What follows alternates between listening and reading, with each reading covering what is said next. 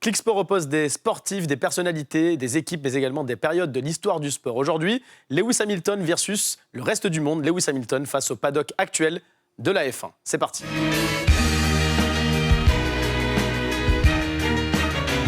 Et la voix de la F1 en France est avec nous, Julien Febvreau, commentateur à Canal+. Bonjour Julien. Salut Karim. Lewis Hamilton est à 7 titres, c'est fait. Il a égalé le record de Michael Schumacher. On va voir d'ailleurs très rapidement son palmarès avec 95 victoires, 7 titres de champion du monde. Il est co-détenteur de ce record du monde maintenant de titres en Formule 1. Il se bat pour aller chercher ce 8e titre de champion. 7 titres, c'est autant que les autres pilotes réunis dans le paddock engagés. On va juste les rappeler. Vettel, 4 titres de champion du monde. Alonso, 2 titres, qui revient. Et Raikkonen, 1 titre. Ça aussi, c'est surprenant pour voir la domination énorme d'Hamilton sur le paddock.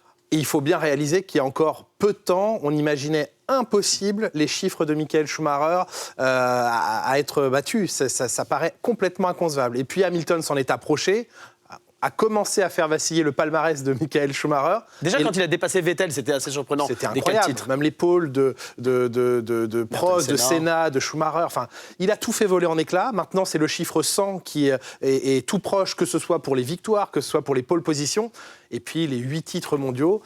Et on dira dans quelques temps, s'il les obtient, s'il obtient ce 8e titre, que jamais personne n'arrivera à battre ces 8 titres mondiaux. Puis un jour, on sera peut-être plus là, mais quelqu'un le fera. Lewis Hamilton versus donc le paddock actuel de la F1. Première question, Julien, à l'entame de cette nouvelle saison, a-t-il encore la meilleure voiture ?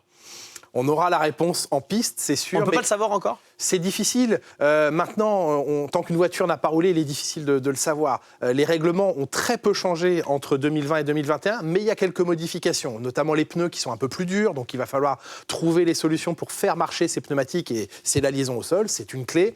Et puis il y a un petit peu moins d'appui aérodynamique sur la voiture, donc les écuries ont quand même dû adapter principalement l'arrière de la voiture. C'est très technique, mais tout ça pour dire que c'est pas exactement la même voiture que l'an dernier. Donc on n'a jamais une certitude absolue. Maintenant, on parle de Mercedes, la plus grosse équipe du paddock, celle qui arrive lancée après des titres et des titres et des titres de champion pilote avec Hamilton et Rosberg, de champion constructeur. Donc on voit mal comment une armée aussi importante pourrait se prendre les pieds dans le tapis, mais c'est la piste qui va nous donner la vérité. Clairement, on pense quand même qu'aujourd'hui, l'association Hamilton-Mercedes doit encore dominer la situation. Au-delà de la voiture, il y a toujours la même équipe ?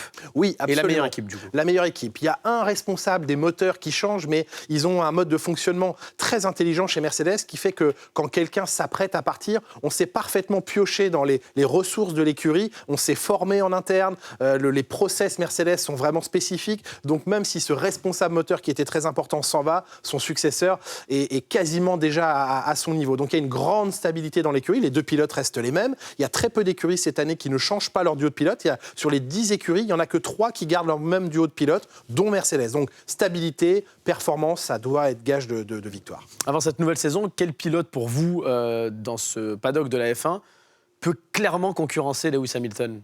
Selon vous ? Max Verstappen, ouais. Le jeune néerlandais, lui pilote chez Red Bull. Ils ont un moteur Honda. On sait que dans l'histoire, Honda, depuis son retour, a pas mal souffert, mais a bien remonté la pente. Et puis, on a appris que Honda quitterait la Formule 1 à la fin de 2021. Mais du coup, Honda apporte un maximum d'évolution sur son moteur dès le début de cette année. Ce qui aurait dû être apporté début 2022, l'est apporté dès début 2021. Donc, on attend avec impatience de voir si Honda a fait ce pas en avant qu'on attend d'eux.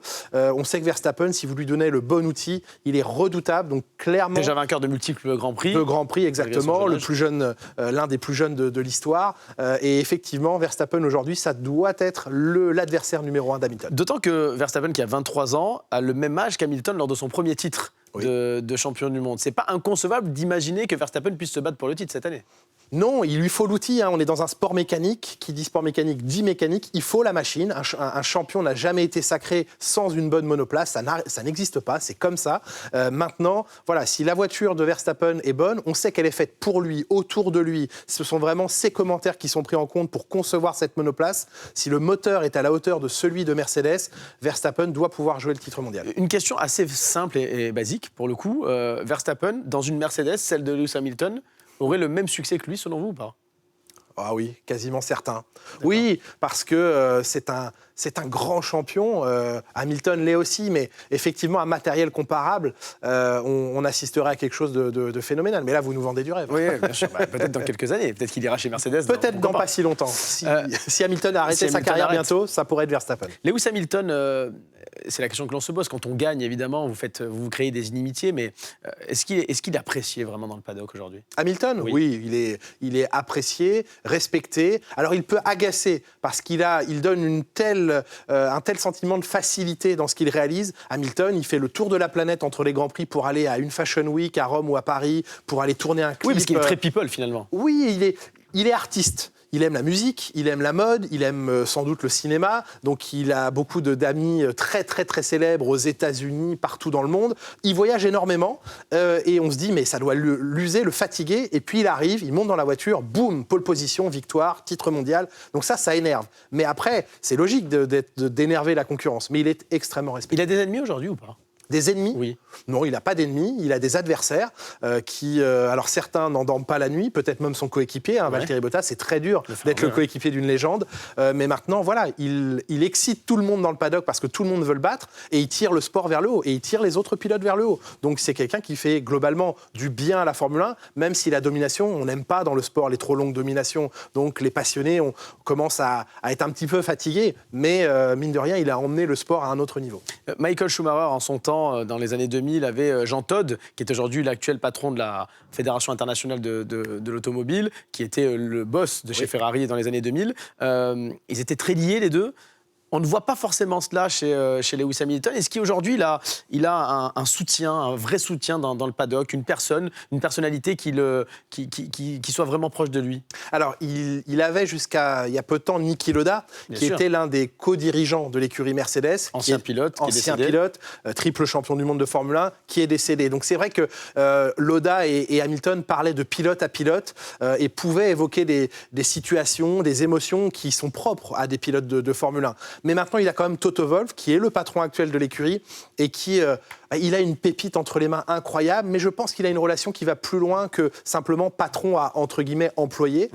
Mais c'est peut-être pas aussi intense que ça n'a pu l'être, et que ça l'est toujours, entre Jean Todt et Michael Schumacher, où on était quasiment dans la filiation. Je ne crois pas que ce soit cette relation que Wolff et Hamilton entretiennent. Il n'est pas trop âgé aujourd'hui, Lewis Hamilton, pour aller chercher encore un nouveau titre à 36 ans pour vous? Non, 36 ans, il est au top de sa forme. Il se remet beaucoup en question. Il essaye de nouvelles techniques de préparation, pas seulement physique, mais le yoga, des choses différentes, parce que son corps vieillit, même s'il est encore jeune, par rapport aux jeunes pilotes comme Verstappen, entre autres, comme Charles Leclerc, etc. Mais il a des ressources incroyables. Et puis c'est un mental, Hamilton, une capacité de remise en question qui fait que tout le reste suit. Non, pour moi, il est au sommet de sa maturité et de sa forme. Deux dernières questions. Est-ce qu'il sera une 8e fois champion du monde? Oui. Et est-ce que vous allez encore nous gratifier d'un accélère cette année, Julien Febvre, qui vous a rendu célèbre dans toute la France entière, dans le monde entier, avec la victoire de Pierre Gasly la saison dernière? Je sais pas, c'était improvisé, mais non, je crois qu'accélère, ça restera juste pour Pierre Gasly. Et sans doute quelque chose d'autre viendra au moment d'un autre grand moment. Et on a hâte de vivre cette nouvelle saison de Formule 1 sur les antennes de Canal, et on sera évidemment avec vous au rendez-vous. Merci beaucoup, Julien Febvre. À très bientôt, ciao.